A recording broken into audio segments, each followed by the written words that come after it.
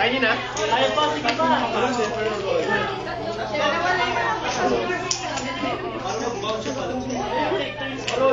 So yung isang taga-pulot, yung isang taga-dobla.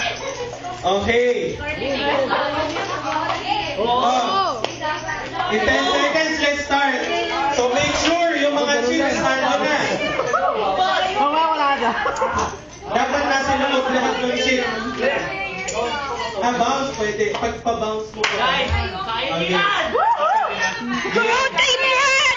Hey! So, ready na kaya? On your mark! On